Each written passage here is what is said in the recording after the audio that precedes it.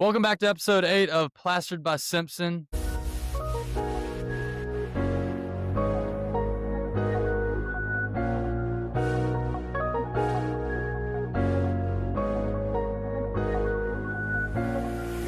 Today, we're back. It's just the two of us. Once again. It's always good to be back. Always jealous. good. A little stucco talk today because we've run into a couple of calls and people about cracks and stucco. Yeah. And so we're going to run through that for a minute and just kind of see what our experience is with it. And maybe you got a bad stucco crack. Maybe it's one we've seen on jobs. Just talk about kind of what it is, what it means, why does it happen kind of thing. Yeah. So you want to kick off or you want me to? Yeah, I got a couple things here. I think the first thing we should go into about cracking is the types stucco cracking. Yep. You got hairline cracks. Yep. Spider cracking. You got diagonal cracks, you got pattern cracks. Mm-hmm. It's kind of your big four. Yep. Let's talk about those. Okay. We'll start with hairline cracks. Right. Hairline cracks happen. Yep. There's no way around it. There's no way to avoid it. Stucco is a very hard material, and so therefore it cracks. Right. Should not hurt the integrity of your system if you have a hairline crack. Typically, you see it in stress points like corner of windows. Sometimes I've seen it, especially in the housing market where someone has a really heavy roof. Yeah. Slate roof, concrete, prefab roof. And then that stress will hit whatever, stud is carrying the load the heaviest, and it'll crack a perfectly straight line down the wall. Sometimes that's a hairline, sometimes it's bigger. Yeah. And sometimes hairline cracks are cracking where we want them to crack. Yeah. I mean, certainly. The back of a reveal. Certainly. The back of a reveal is a great place for it. Yep. So let's say this while we talk about cracks. You can put expansion joints in a stucco building. Mm-hmm. You can put them really close. You can put them really far away. They have a funny way of cracking where the stress is. And if you miss that expansion joint, sometimes they'll crack right beside it, right between two. They're right there together. Yeah. And so it depends on why it's cracking. It depends on where it cracks a lot of times too. Yeah. So just because you have hairline cracks does not mean you have a problem. It doesn't mean you have an integrity issue with your system. However, the SMA, the Stucco Manufacturers Association, does give us some specifics on the size of cracks. Right. And so hairline cracks that are under 60 mils, which is millimeters, is, well, it's a dime, right? Typically say the side of a dime, 16th of an inch, essentially what that is. And they shouldn't be more visible than about 10 feet away, are normal. Okay. Considered normal cracking. They shouldn't, in a standard system, cause any real fear or problems within the stucco system itself. And so that's what the SMA would say is normal. You mentioned a couple other cracks that are out there. Let's talk about spider cracks because I feel like that happens often. So spider cracks have a different couple of reasons they can happen. A lot of times spider cracks are happening in the finish coat or sometimes a brown coat. And a lot of times those are due to water hydration, hot day where it shrinks away too fast. Rapidly drying. It might be the coat behind is not sufficiently wet. Mm-hmm. So you put the new coat on top of it, it sucks the water out of it, and it leaves a spider, literally looks like a spider web on top of the wall. We've also seen spider cracking where there is a thicker or thinner piece of stucco on the wall, the differing thicknesses. So spider cracking would be typically hydration. A plane of difference, meaning you go from a thin stucco to a thick stucco, you typically have a very clean line. Mm-hmm. But a lot of times on the thin side, you'll also see spider cracking with it. So sometimes you'll see those things together as they happen too. Spider crack can be a problem because a lot of times if it's not 100% hydrated, or if the back coat is sucking water out of the finished coat or the brown coat too fast, it doesn't bond very well. Yeah. So sometimes spider cracking can be a bigger issue than just spider cracking. Than a hairline crack, although they might look like a hairline crack. They could be a sign of a different problem coming on. Yeah. Look similar, but they're really not. But as long as they're not big, they also might pose no real issue at all. So that's kind of one of those could be, could not be cracks. Yeah. You'd mentioned pattern cracks. Yeah. So pattern cracks to me are signs that there's a problem with the lath underneath the stucco. Because your pattern's only going to come from something like that. You used to say old school, you used to say paper to paper, lath to lath. Yeah. And then you get guys that put up paper and they let their paper that's overhanging their lath get between the two pieces of lath. And on the wall, that would look like, lath or metal, paper, lath, paper. Right. And that paper is a bond breaker right there. And so you end up with perfect rectangles, 2 foot by 4 foot, right? And you can see just perfect squares as they go. Where the lath is. Yeah. And so if you're looking at your house, your building, whatever it is, you see 2 by 4 squares or 2 by 8 squares for a large piece of lath. Don't assu- Got the don't insulation part. assume don't assume it's a lath issue because you could have EIFS Yeah. or synthetic stucco on your wall, and it could be moisture coming through the foam. Right. But if you have stucco, you're going to see about the size of a sheet of lath, perfect squares, perfect horizontal, a staggered vertical all the Yeah. way up the building. Could you That's a problem. could you also see pattern cracking with a bad substrate where the Um, studs are inside of the wall or something like that? Yeah, you can see a pattern cracking in that. I would say from my experience, it's a more jagged pattern when it's coming out of the substrate because it's telegraphing through a healthy Right. stucco system, which typically tries to hold on as hard as it can. So you kind of see a more jagged pattern, but you would see a consistent, Yeah. maybe cracks every 16 inches if you've got 16-inch studs, or, if the stress is hitting every fourth stud hard, you might see it a pattern apart. Right. Um, but I think really clean patterns are, at least in my experience, are almost always lath driven, as they Installation would be. driven. Yeah, installation of the lath driven that cause that problem. Hmm. I got you. What other kind of cracks you got? That's the Well, main ones that I've got. What you got large open cracks. large open You're going to cracks see due to large open substrate cracks. settling Yeah, or it's vibrations. well, yeah. So large open cracks are going to be usually um, structural in nature Yeah. or some kind of movement, like we talked about stucco being a very hard material. Large cracks typically are caused by vibrations on something really hard. Yeah.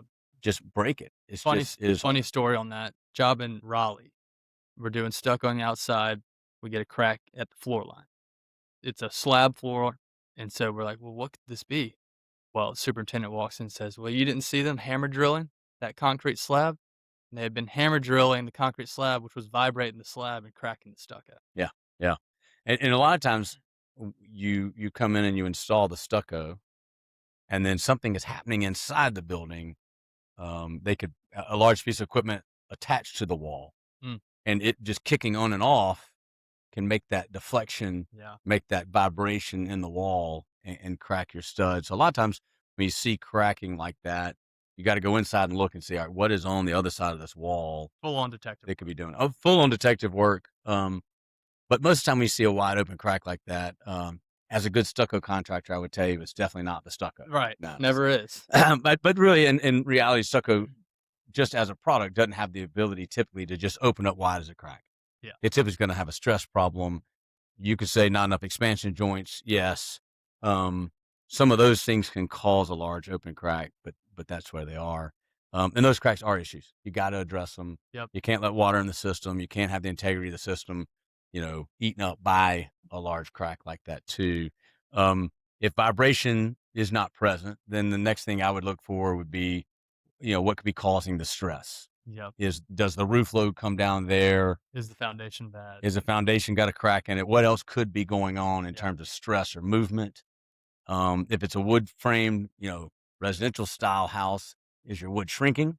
Yep. Does it have the right deflection load?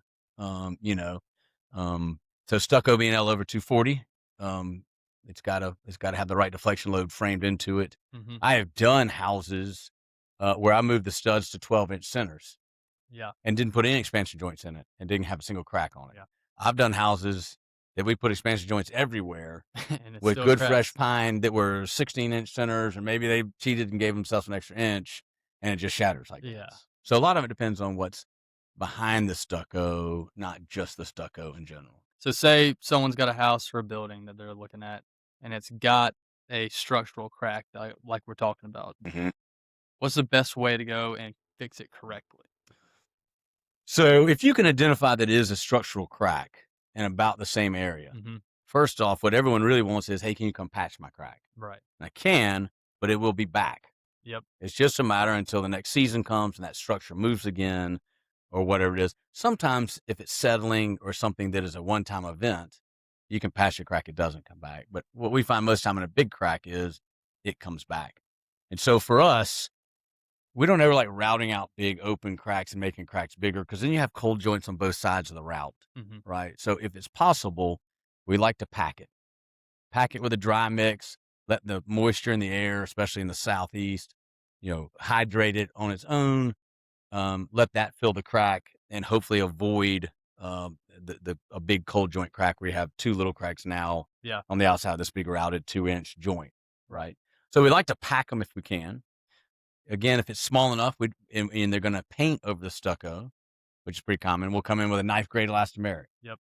We'll fill the crack with a knife grade elastomeric. We'll take a rag and rag it off really well, and then we'll paint the whole Paint house, over it. right? And so that's the easiest way to do it, because that elastomeric allows for some minor movement, Yep. and it allows your paint to stick on it as well. You lose some texturing in that, and so sometimes if it's not ragged down really well, it's going to look bad. I was gonna say the rag helps with the texturing. Yeah, but And if you we can get really textured caulk too. you get sanded caulk, but it doesn't really sand and texture quite like the stucco does, Yeah. because the sand is different sizes. Okay. But in certain cases, it's a great thing to do, because sometimes you can get away with it. Just Yeah. depends on where you are. Yeah. Kind of in a bad scenario, we see movement, we know where the movement is. We'll come in and route in an expansion joint. Mhm. And then once you route in the expansion joint, we'll come back, patch the edges, and caulk the joint. Yeah. Okay. And I would say this, I think a lot of people in our industries kind of feel like accessories are always the best way to go. And you've seen this a little bit in Florida, certainly southern Florida. We Yep. see it some in the Panhandle. I always prefer to not have accessories inside my stucco system. Right. I don't mean lath, but I'm talking if I can get away with not having a casing bead, not having a corner bead. I'd always love to strip my corners, strip my casing beads, Yeah. and not have another material inside my I was stucco. about to say, yeah, tool joints are always the way to go because we don't want foreign material inside of our That's right. stucco mix. So we like that. I do see from time to time people will call for us to come put an expansion joint piece in, and we'll come in and we'll cut it on both sides, because the flange is 2 inches. Yeah. And so now you've got a 6-inch route in it. You stick your joint in, you stucco it back. And so now I have cold joint where the flange Yeah. starts. Yeah. I have the casing bead, then I have my caulk joint, casing bead, and then another cold joint. And Right. so I have this ugly crack fix, and 6 months later I have 2 cold joint cracks on each side of my new caulk joint. Right. And that's, for someone who's already upset about the movement. They're already upset and they don't want to pay to skim it from joint to joint either. Right. Yeah. A lot of times they think, oh, this is an easy fix. We'll just do a 6-inch Yeah, real piece. It'll cheap, cost easy. $1,000 and we're out of here. And all of a sudden have 2 new cracks and hair's on fire, builder's on fire. Everybody's Right. upset. And Yeah. so we try not to just go and install metal inside that system and then hope it's right. Right. So anyway, so that's typically the way we do a big crack. If we can identify the movement. Sometimes you identify the vibration inside, and it's not about us fixing the stucco. It's really about, can you isolate your vibration? Yeah. And then we'll come out and we'll do something about your stucco. Yeah. So, and there are other products out there, when guys get really, really bad cracking, maybe it's undetermined why it's there, or it's determined it's a bad lathing problem, and you're not going to tear it all off Right. because there's not the money or whatever whatever reason, can't tear it all off. There are elastomeric coatings that are out there. Yeah. Most of our manufacturers make elastomeric coatings. Yeah. Dow makes one of the most popular elastomeric coatings. Yeah. And so they can always come in and coat it with an elastomeric coating over the whole building after you fill the cracks with, a caulk. Yeah. And there's Um, also a ton of new systems out that are highly acrylic based with mesh you, that cover over it too. absolutely, you can mesh and use a modified cement over a crack and then refinish Yeah. or repaint at the end of that. Those are definitely possibilities.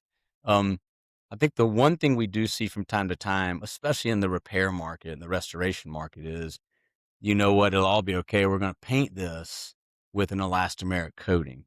Right. Everybody loves that idea. We'll just paint this with elastomeric coating. And I think the math doesn't work out very well for most restoration jobs that are like not well funded. Right. Because what they say is, well, one coat or two. Well, it's always one. If you're in a restoration, building, and no one wants assessments, and Yeah. no one wants to figure out how to pay the cheapest thing that looks good, you come in with the data and you say, well, my elastomeric, has 100% elongation or 200% Yeah. elongation. You say, man, that'll do it. 200% elongation is the greatest thing I've ever That's heard. crazy. Yeah. And then you come in and you paint the building with 6 mils Yeah. of paint, Yeah. or they come in, they skip the second coat because you can't tell if it's there or not. You only get 1 mil, Yeah. and Yeah. someone's not paying attention. And now all of a sudden, a 6 or an 8 mil system's only covering a crack that's a 32nd of an inch because that's 200% of the Yeah, total and thickness of paint.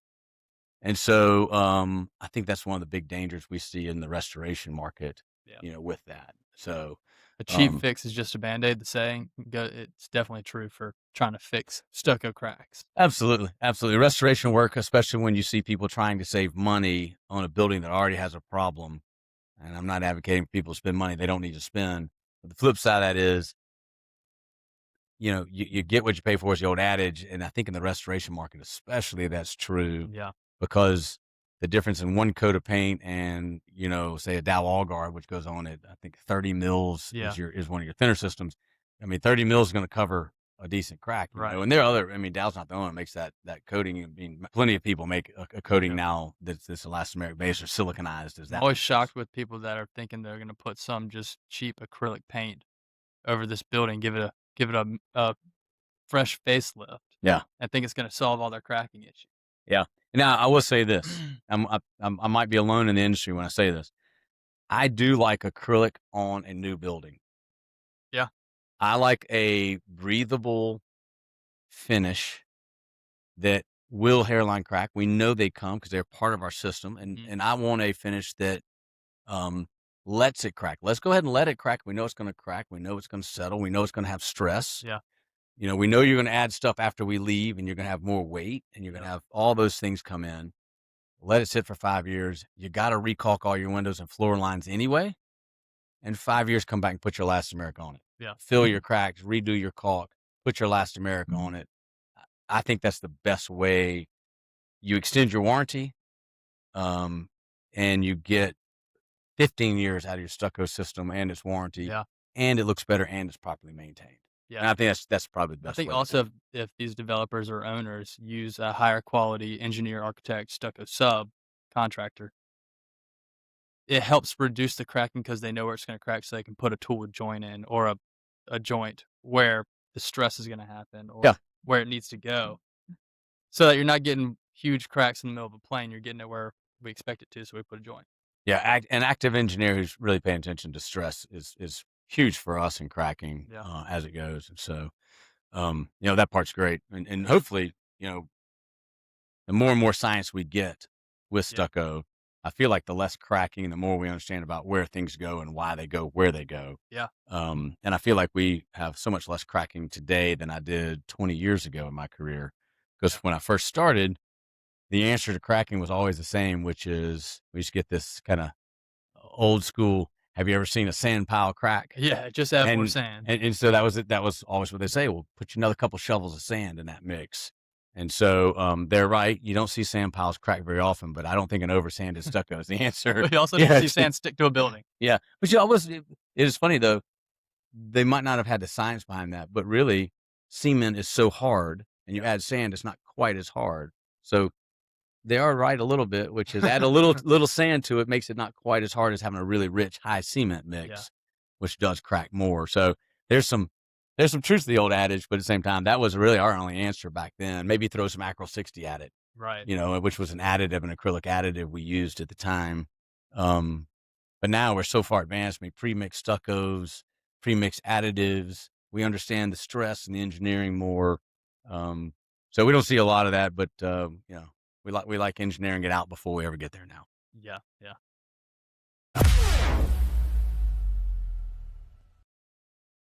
All right, guys. Thanks for watching episode 8. Please like, comment, and subscribe. Anything you do helps us keep growing this channel. Thanks.